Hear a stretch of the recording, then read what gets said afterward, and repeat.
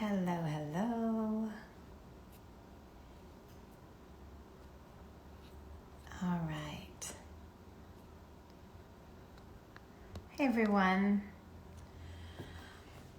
I'm just waiting for my very special guest today. Thank you for joining me. Happy Friday. If you're here in Los Angeles, it feels like we are having summertime weather right now. It's gorgeous. And so this isn't a real window, what you're looking at, but this is what it looks like outside if you were looking through the window. Anyway, I am excited today to be welcoming Maryn from Birth. Do you hear me? Let me just make sure you hear me. Just give me a thumbs up if you can hear me. Because I don't know if my earbuds are working. So let me just double check this. Okay. All right.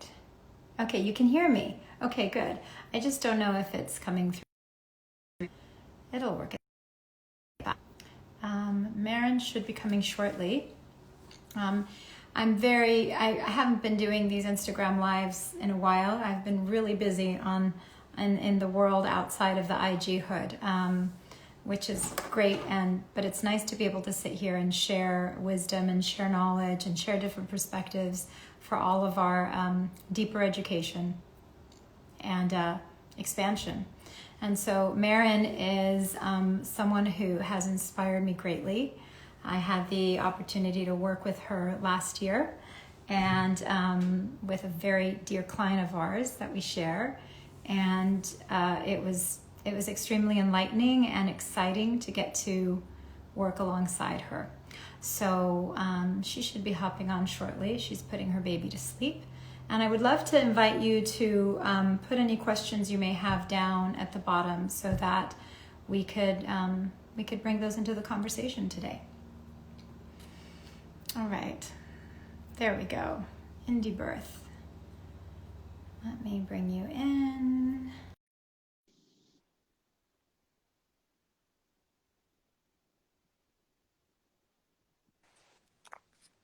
Hi.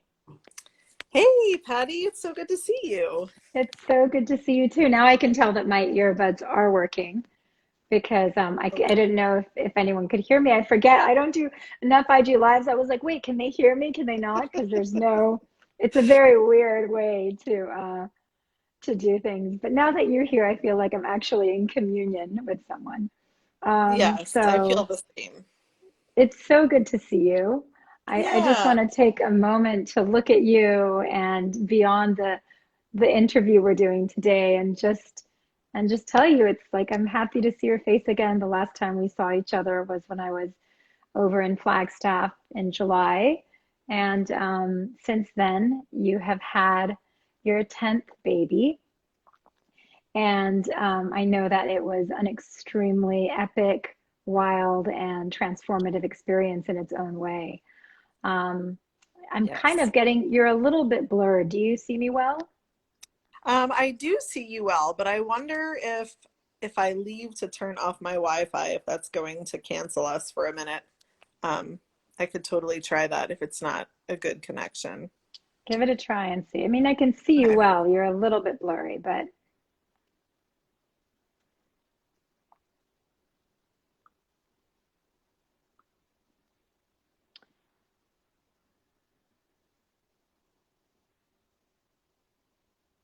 hi. Sorry, maybe that's better? Let's try. I can see you well now. It's not blurred. Okay, awesome. So thank you for making this time to spend with us. I want to just give a brief introduction to those of you who are joining us today and who will watch this in the future. Um, Maryn is the co-founder of Birth with Margot, and you are a midwife, but I know that in your own unique way of midwifery. So I'm going to let you explain the details on that.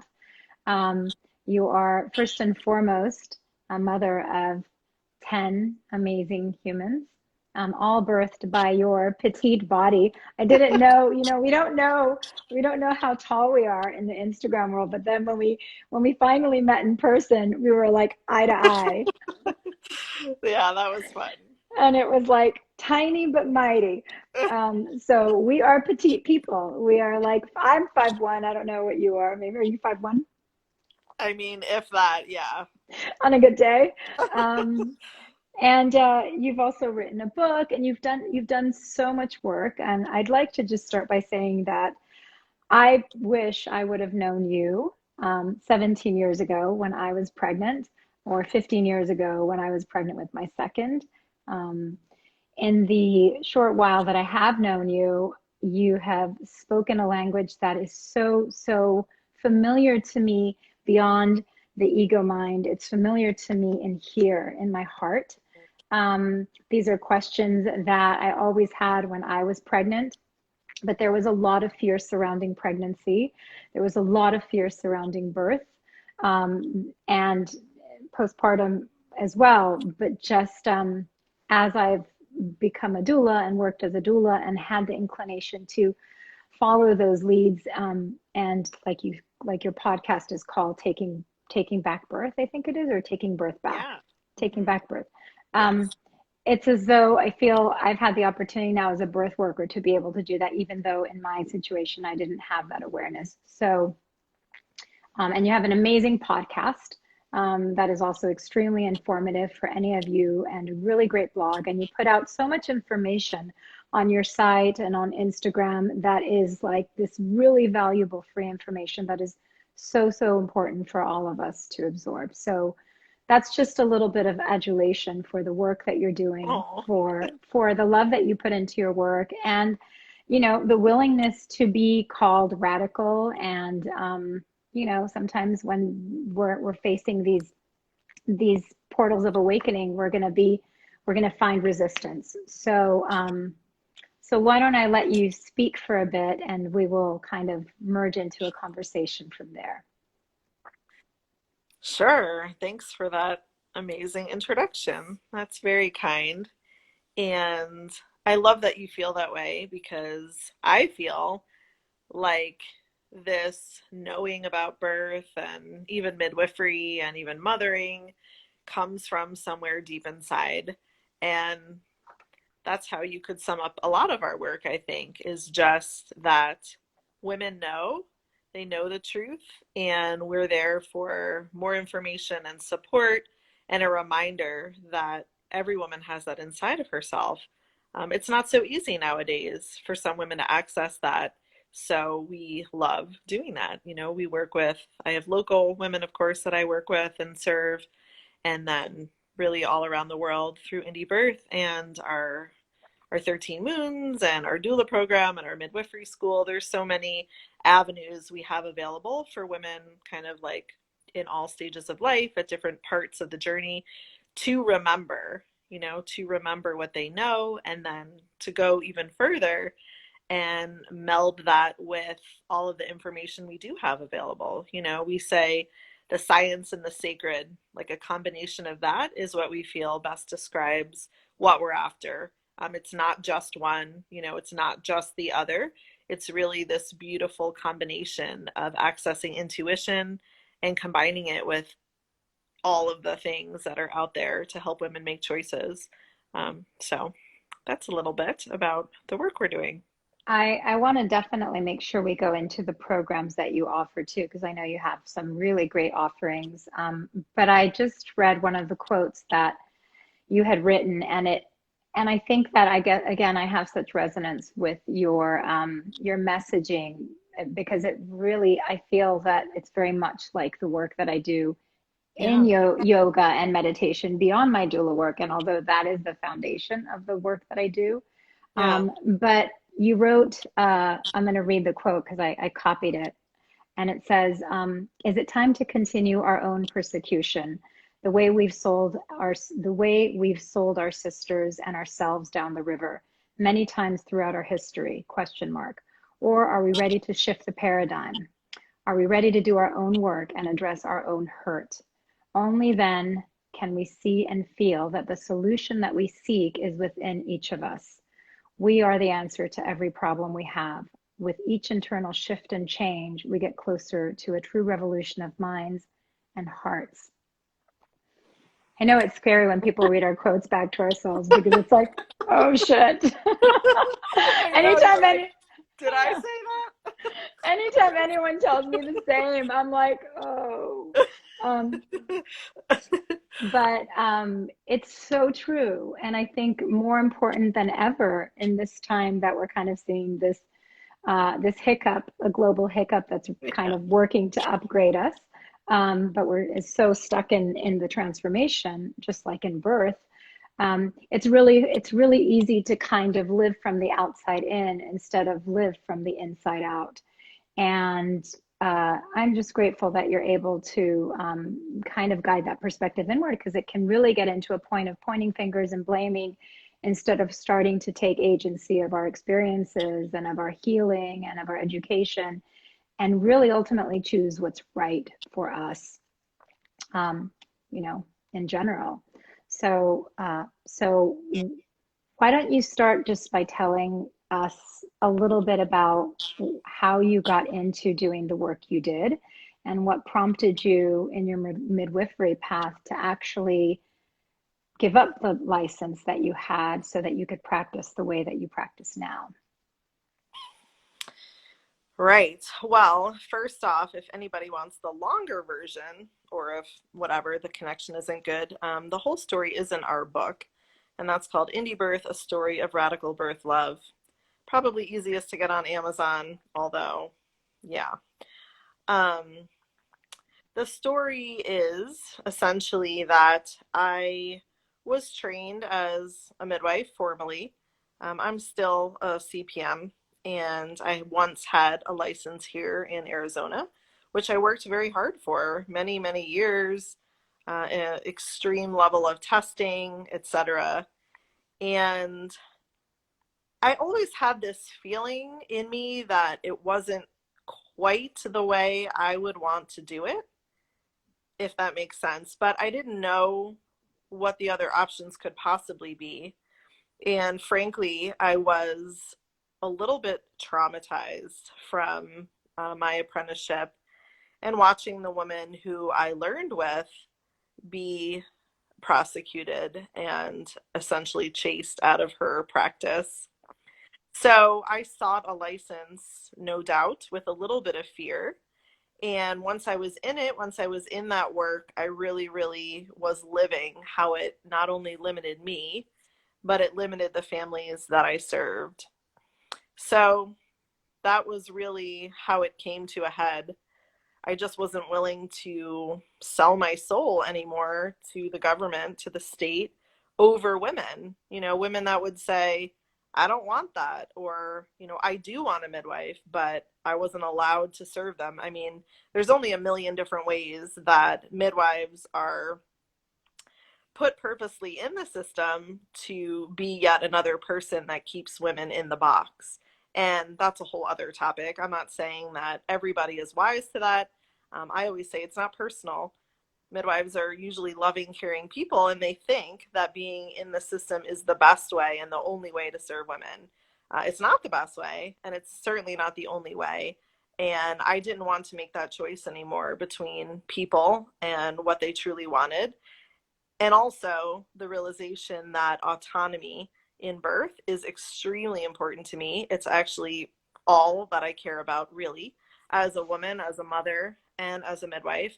And it's just impossible. It's impossible for someone to have true autonomy in the setting of licensed midwifery, unless they're really, really, they've really, really done the work and they're willing to cut ties when needed. But the model itself doesn't really lend itself to autonomy. So although I think that's an inside job too, we're responsible for creating, that feeling within ourselves, etc. Yeah, it just was a world that I could no longer be in. So I was happy to give my license back, and I was happy, but it took many years of fighting the state, a lot of money, lawyers. It was an administrative case. It wasn't a criminal case.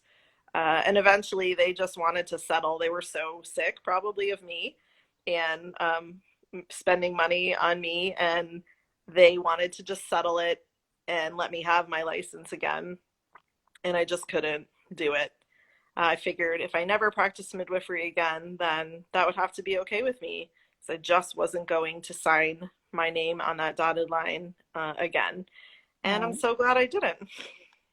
I mean, I think that it's such an important point to look at because um, a midwife that is licensed, let's say here in California, is under certain rules and regulations that personally she may wish and she may see that aren't really applying to that specific situation. For example, gestation, weeks. Like if you get to 42 weeks and you haven't gone into labor, which is considered you're late, which is not late, you have to hand your client over to the hospital system. Or if a baby is in breech position, which is a butt down position or foot down position, again, you cannot legally serve the people that you've cared for. And yet there are ways to birth. I mean, this is all, I'm sure things that resonate with you, but it is so tricky because it's almost like having their hands tied and wanting to do the work. So it's kind of like, how do you, yet when you talk about this work, if I put myself in a position of someone who were looking for a midwife, in my head, it would probably think like, oh, I want someone who's licensed because Right, that feels safer to me. right. But like, how do we break that down? Like, that's kind of the work that I think is so fascinating. When you're talking about autonomy and taking that over, where is that place that we need to start working on? Right. I don't know exactly where that place is, and I'm not even sure that it's in birth. It may be much earlier in a woman's life when she chooses to give power to someone else in some other way, or um, doesn't know about learning about her own body and her cycle. Like, there are so many opportunities that we have to grow in our power or to give it away way before the initiation that is birth. So, on a large scale, I think that's more of the problem. That's not the work that I'm here to do at this moment. So, anybody listening, hey, we need you. We need you teaching girls, and, there's so much work to be done. So by the time women get to birth, they have some idea of their bodies being theirs and their Right. choices being theirs. And I think a lot of people are intimidated by this idea of autonomy and self-responsibility because birth has also been painted as a really scary, chaotic event, right? So naturally, many women are like, oh, yeah, I want the safest. Whatever the safest is, I want it. And I think that's a natural response when you don't understand your own body, you don't understand birth, and you haven't yet stepped into, elements of your power that would have you wanting to own those experiences. So you have to want it, and I think that's why birth currently looks the way it does in most places. Right. I mean, I think when you're saying that, I definitely, my work that I've found is in doing that work because I work with so many mothers. I love And it. in my opinion, mother's the lighthouse, mother's the one that's going to help kind of steer that ship if mother's doing the work on herself.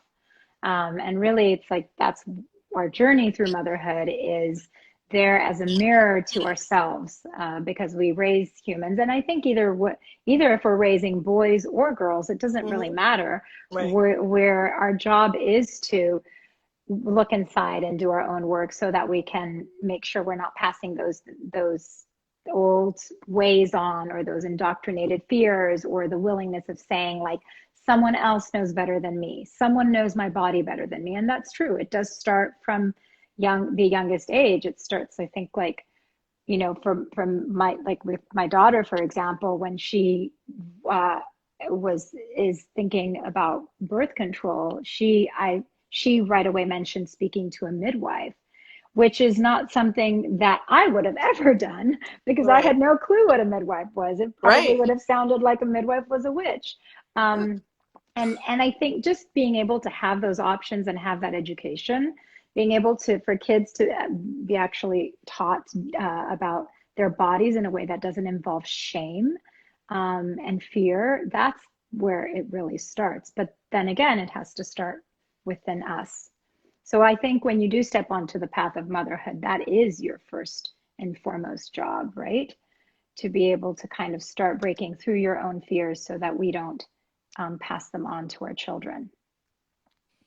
Yeah, for sure. And I don't know about you, but my first baby, I mean, she's wonderful. She's 18 now and beautiful and amazing, but I was reflecting on her childhood in my last podcast, which was about health and wellness and stuff, and just how I was fairly unconscious. I was young, I didn't know a whole lot. She had just a normal medicalized hospital birth. So I've been there and I get it. And I'm not judging people for where they are, but I think hearing that things can be different can often be the change that people need, or knowing that you have support and choosing differently is another thing. So many of us started just kind of like not knowing what we were doing at all, and through your own experience, of course, that's your biggest teacher. So if you're open to it, you'll definitely learn, and maybe you made a choice that you would do differently in the future. And you get the chance to maybe do that or pass on information or inspiration to someone else. Yes, absolutely. So each one of your births has been very different in its own way, but um, I guess just I would love to segue a little bit into your birth because you're talking, I think it's important to really acknowledge that there are many different pathways, and Mm-hmm. that although we do organize and we inform ourselves and we educate ourselves and we hold belief systems and we have that autonomy, that the mysteries of life work their magic in their own ways with Right. everything. We all have our karmic entanglements and our curriculum, our curriculum that we need to go through. And I like everyone, that. everyone, I can't take credit. That's the way Ram Dass talks about we each have our curriculum that we're going through. Yeah. And so in your particular experience in this last baby that you had, um, things really took a turn. So, can we talk a little bit about that? And I know it's all on a podcast. So, your abridged version of what that revealed to you and how it unfolded. Um, let's talk a little bit about that. Yeah. Yeah. It was quite an experience. And Rumi is 2 months old now. And I was just reflecting to Margot that it feels like a lifetime ago in a sense, which I think is good. I feel like I've integrated a lot of it, and not to say I've gathered all of the lessons, but I think many of them have been, sourced and understood as best as I can at this moment. The longer version is a blog post, actually, if anybody wants to read it. It's just indiebirth.org/Rumi Soul, RUMISOL. That's the long version of the whole story. But the short version is, my first was born in a hospital on purpose. She's a Scorpio too, funny enough.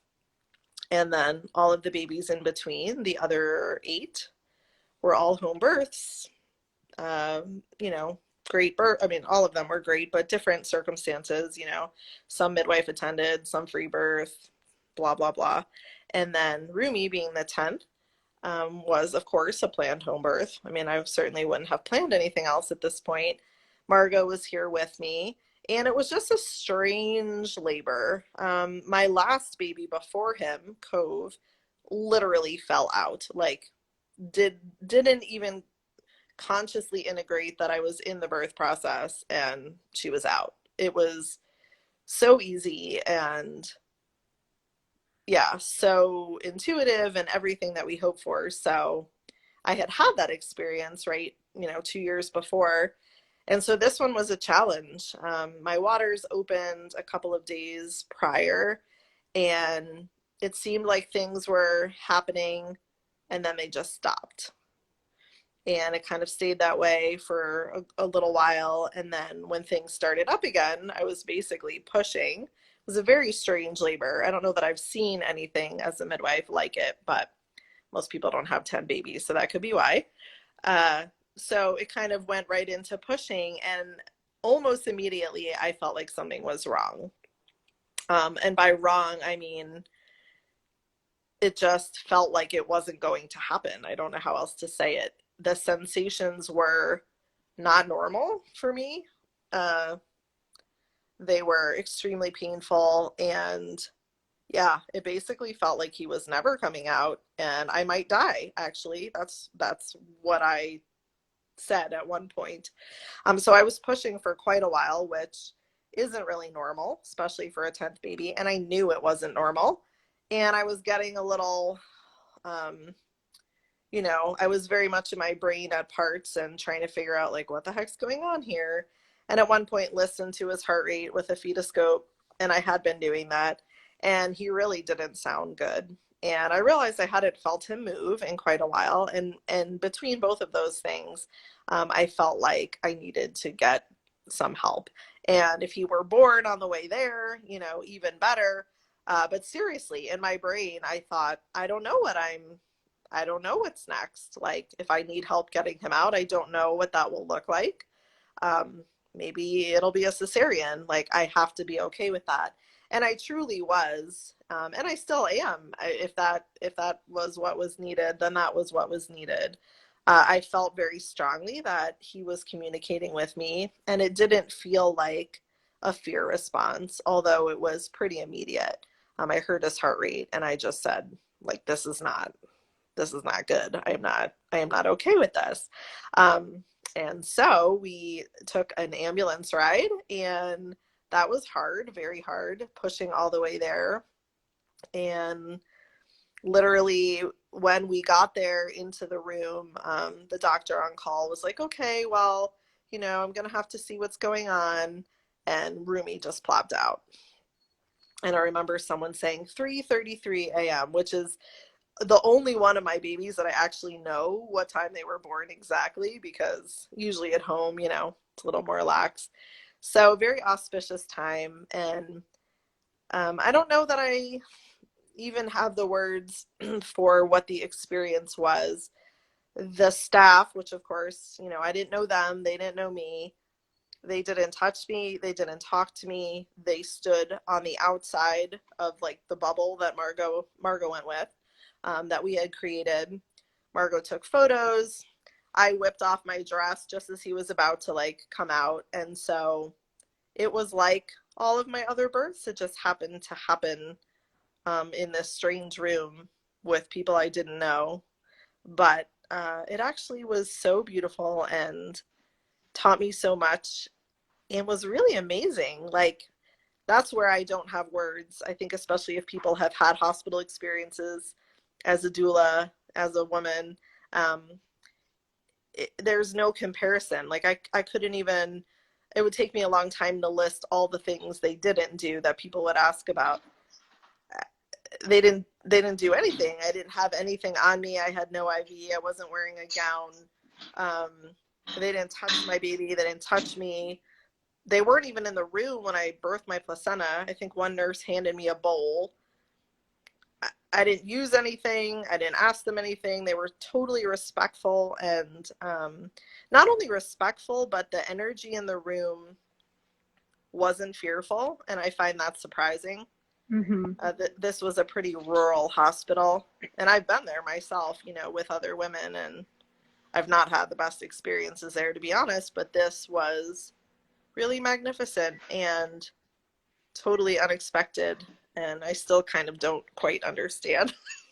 And I mean, I know I shared the video that you had birthing your own placenta. So after you delivered your baby, caught your baby, they kind of allowed you to, they allowed you to continue the process, right? And then they handed you, where you're saying, thank you for the bowl. That's the craziest part. And you're delivering your own placenta. So it was very crazy. Yeah. Like Which is unheard of in a hospital.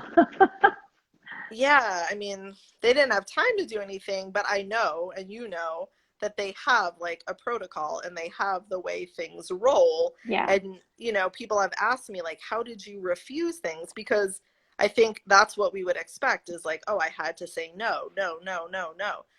I didn't. They didn't even ask. I mean, they Yeah. must have just intuited that I didn't want any of their things.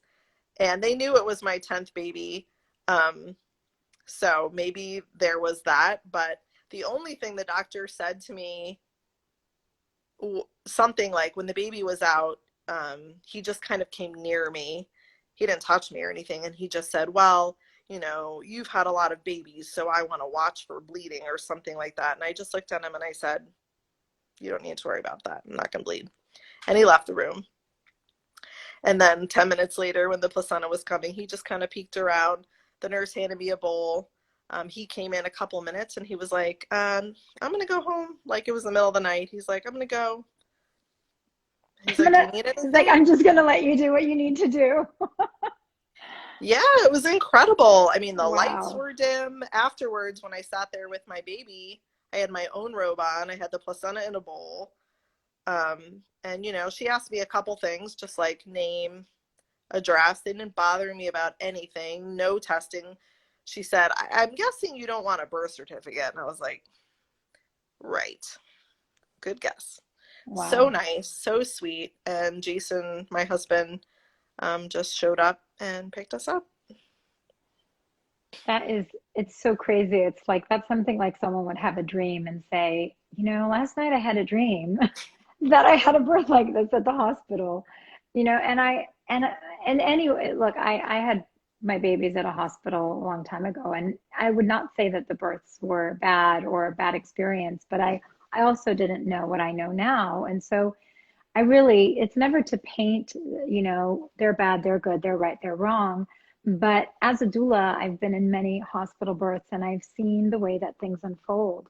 And I've seen the kind of formulaic approach that the staff takes toward birth. And there are so many like things that you have to decline, like a HEP block is required and you have to sign off if you're going to. I mean, it really is one thing after the other of you having to decline Pitocin after you birth and, you know, just the pushing on your abdomen when to, you know, when they don't want you to hemorrhage or they want your placenta to be released. And it's this aggressive pushing on the lower abdomen, which people who birth at hospitals may think that that's just normal unless you've been and had a home birth and seen that it is not really done that way at home by most midwives. So many things about your story. And again, I know, yes, you know, the fact that this was not your first, not your second, but it was, you know, way down the line of that, and that you are a midwife must have changed the tune. But there were definitely some angels there making way for you, and riding There were. into Rumi's arrival. Um, Yeah. what a dream for it to be that way, you know, what a dream for it to be able to work together so that you get to choose hospital or home, whichever you feel more comfortable, but you know that you will still get care that is not driven by all these fears and liabilities and such. Yeah. I mean, I don't know how it happened that way exactly, other than yeah, just having confidence and yes, divine divine presence and guidance, I think, in following my intuition as well. You know, it wasn't on paper what I thought I wanted, but I really have no regrets about it. And, you know, Margot and I have joked it could have just been another boring home birth right here, you know, but that wasn't the path. Like, that wasn't the path. That wasn't what my baby wanted.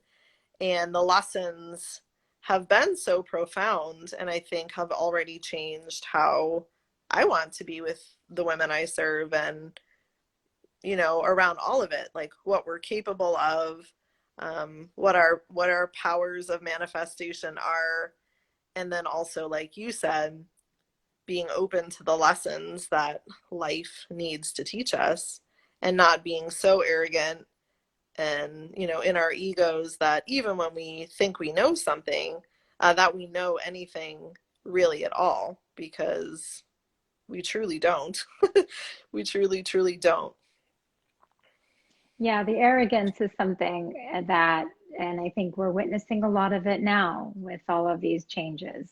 And those who feel that they are on the right side to those who are not. And again, I'm very grateful for a meditation practice that invites us to move beyond the small self continually and remind us that that is not really who we are, and that we're so much beyond the ego identities that we label ourselves with. There's so many labels nowadays, Totally. which Totally. creates so much divisiveness. And working with moms, again, I think that it's important to be able to unite mothers and each other, whether your birth was in the OR or your birth was in a field with doves flying. You know, Right. we each have our path, but nonetheless, it comes back to, being able to have a relationship with yourself, knowing your body.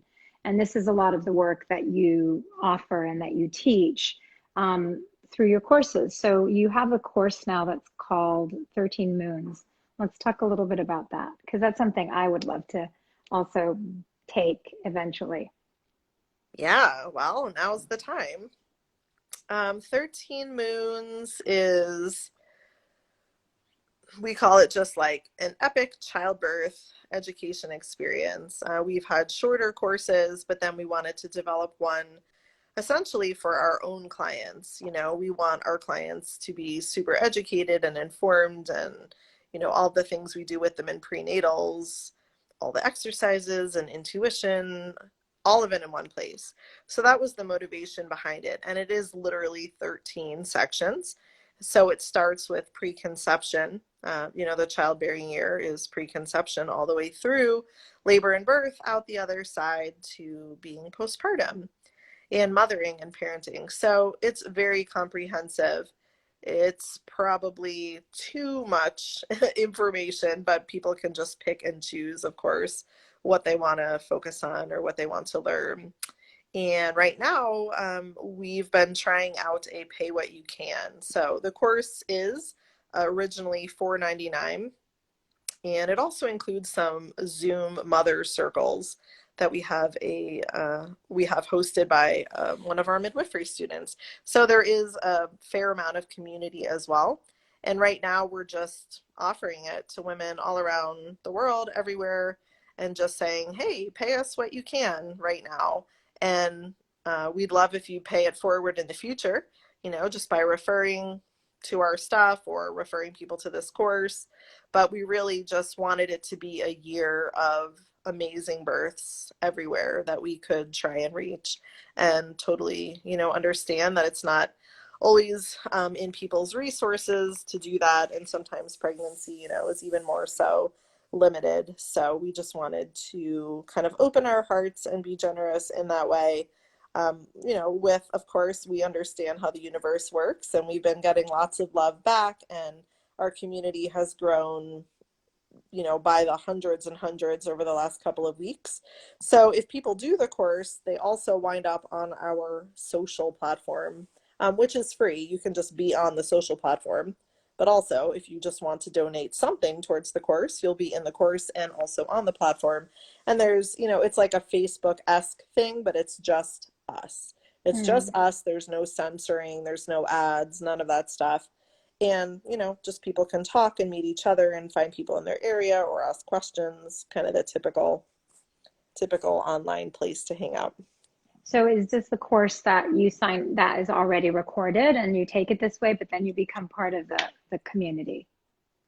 Yeah, you join the community kind of by way of course, and everything you need in the course is right there, right? So there's videos, there's podcasts, there's webinars, there's, like I said, kind of, maybe PDFs of some kind of exercise that you're able to do. There's coloring pages, there's meditations. I mean, it's kind of the full spectrum. And people love it. So, feel free to check Amazing. it out. You too. Amazing. I'll do I'll share it after on stories so people could have a link straight toward it. Yeah, that Um, sounds great. so I I want to talk a little bit also about the work that, I got to work as a doula with you when we were working with our friend Ariella. Yeah. And truthfully, it was the first time that I had ever seen someone work so not invasively, because it's not always with invasive, but sometimes there's listening to more heart tones, sometimes there is checking a cervix, sometimes there's just a lot more of that. And to witness you hold that space so hands off, to where she kind of did have her free birth, but she had a skilled midwife there on hand, like yourself, in case it was needed. But it was very much like self-referral. You were there guiding her back into herself so she could do what she knew how to do. And it was like amazing for me to watch and so inspiring. And I guess the question that I have for you, and that people who, like are interested in having this kind of a birth setting, is what are the questions that you ask the people that you work with, or what are you looking for in the prenatals that tell you that a person is actually ready to own their experience this way? Or are there certain, prompts that let you know that this is a person who is ready for this kind of experience? Right. Yeah, that's a huge topic. It's a great one. And I think I'm always trying to be more clear with myself about, what I believe and what kind of people would really be great for me to work with, as well as, of course, like considering questions to ask and where people are coming from. Yeah, it's such a big question. I mean, I do a lot here, like we have a free workshop, for example. So I feel like there are good ways just to kind of get people in and show them what birth looks like. And I don't have a whole lot of expectation about, all of those people being people that want to work with me or that I want to work with them. So I think that's kind of the first level. And then people that kind of come back after those sorts of things and have questions, that's always a good sign. I love to know why they really want a home birth, and then more specifically, why they want, this kind of care. And so usually there are people that have differentiated, this care versus that care. Not always, but why do you want this? Like, what is it about what you've seen or heard about what we offer that you really resonate with? And that tells you a lot, I think, as well as, the partner's response to some of this. And I think, so much of it, I bet you very much feel this way, Patti. It's just an energy that people hold, right? So sometimes people say all the right things, but they're really fearful. And I'm not opposed to working with people that have fear or have had traumatic births, because honestly, that's a lot of women. But I think there's something about expressing either energetically or in words the desire for something else. I think a really common theme is, people focusing on what they don't want. And I do want to hear their stories, what has happened in the past, what they didn't like. But then they have to be wanting to move on to like, okay, that happened to me. It wasn't ideal. This is what I want to create this time. And, in sometimes a lot more words, or sometimes it's through a lot of work with them, more of a desire that they're going to do the work, whatever that is. And I don't know exactly what that is. Like, I don't have the magic recipe for people. And I tell them, I can't make it so that you have this birth or, this outcome. Like, I'm not God, but I can be your guide. I can be your support. And if you're willing to do the work and look at those parts that have been hard, your own past, your own trauma, even your own birth as a baby, if you're wanting to go there, then I'm probably your person, and I'll support you in whatever that looks like for you as you work through it. So I feel like that's fairly different. I think most midwifery care, I mean, not to generalize, but it's just still highly physical. It's just the leftover of the medical model. There's a little bit of emotional support. There's more of like, how are you doing, or how are you feeling?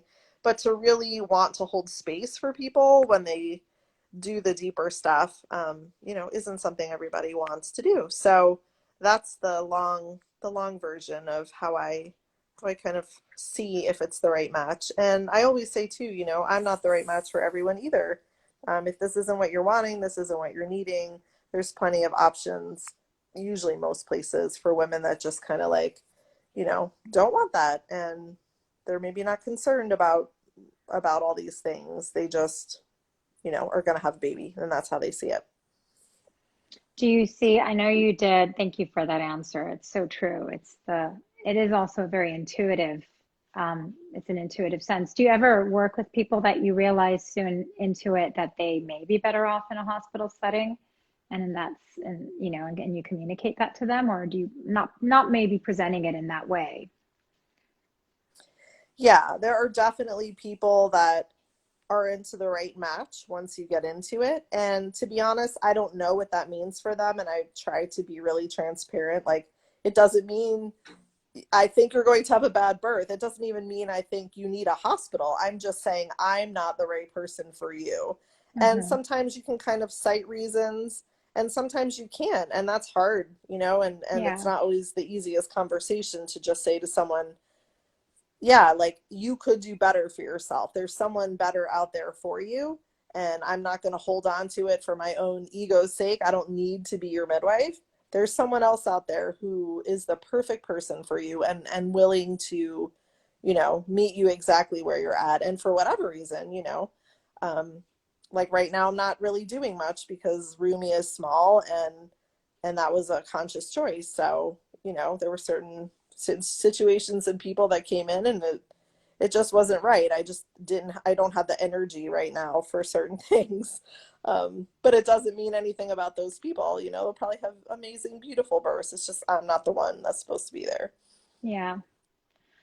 Do you, I resonate with that so much, and it takes a while as a birth worker, I'm sure, as a midwife and as a doula to, it took me a long time to be able to realize, like, I don't think I'm the right person to work with you. And it's also Yeah. taken me the place to say, I don't want to work with that practitioner anymore and support that.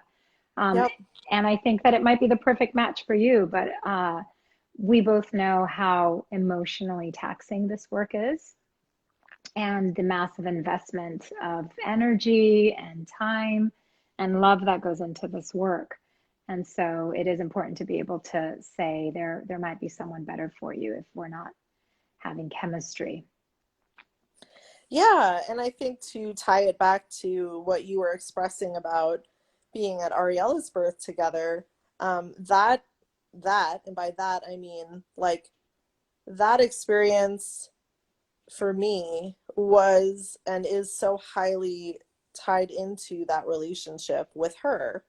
So, sometimes people misunderstand this sort of midwifery. They want to say, like, oh, you just want to sit on a couch at every birth and knit, like, as if there's this weird free birth ideal, but people want someone there. And it gets really confusing. And all I can say is the ability, whatever that means, to be hands off isn't a label that I strive for. It's simply a result of the relationship that's had. And most of that credit goes to the woman, because through her own process, through her own sharing and inviting me in, we develop a trust. And I developed, in particular with Ariella, just such a deep, deep trust of her, that it wasn't I'm not doing something because that looks cool. It was, no, I 500% trust what she's doing, and I don't need to second guess it. So, Mm, I think that's just something not really talked about much in birth work and midwifery. There's this like hero concept, that we're there to save someone that we know better.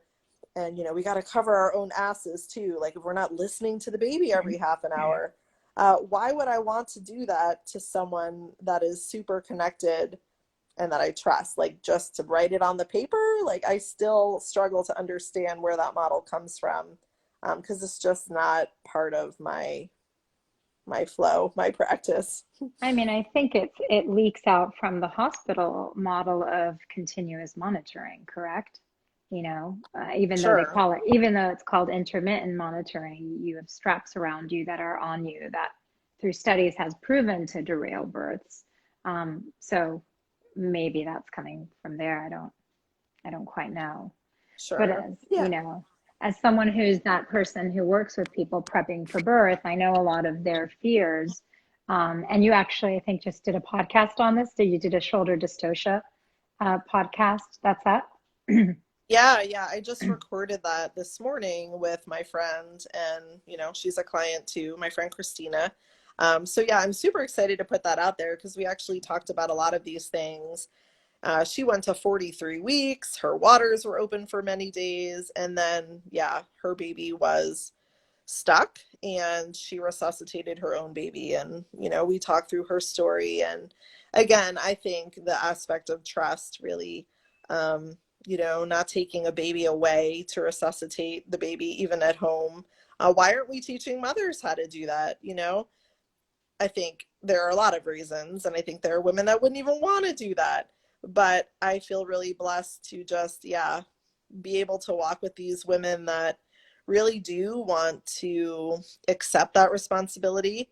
And again, it's such an honor to be there with them, and it's an honor to not worry. Like, really, I feel like I'm so blessed to witness the births I do, because I've had other experiences, of course, earlier in life and as an apprentice, where that trust isn't always there, and birth feels so different when that's the case. I mean, Oh yeah, right? You're like so different. sweating and Yeah, yeah, I've had that experience also of working with someone who trusts themselves so much, and the unfolding of it is so different. And then the opposite, and there's just a lot of lingered fear that even when everything is okay, leads into like worse situations.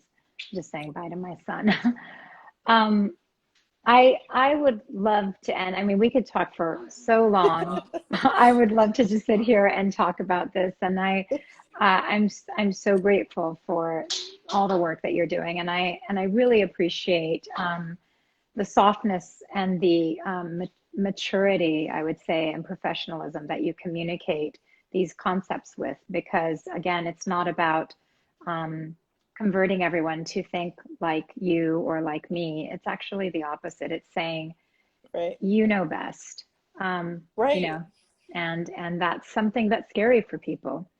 Um, but I would love to close, because I don't want to be cut off, with you sharing, what is one of your greatest messages that you could leave for people who are on this journey, who have become pregnant and are now looking at all these different pathways. What would be some of your greatest guidance that you could give them? Whether, just, yeah.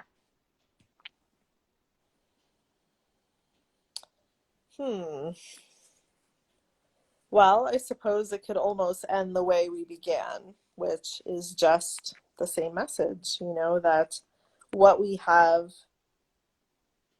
is already what we need, and what we need is what we have. We are already set with the knowledge that pregnancy and birth is, but we can certainly reach out for support and, for other people to add their 2 cents or to hold space for us.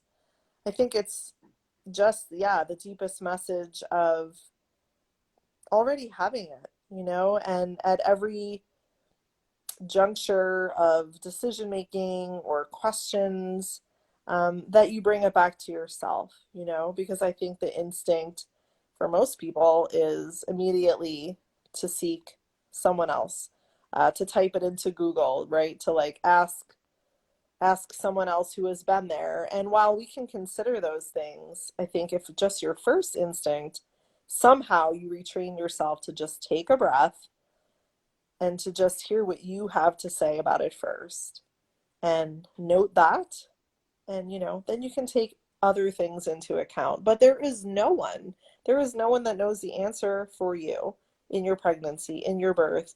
And again, like you said, it's a little intimidating.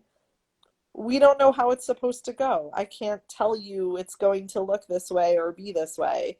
But what I can say is that if you stay as much as you can in your own center, accessing your own voice, your own truth, you have the absolute best chance of feeling powerful in your experience.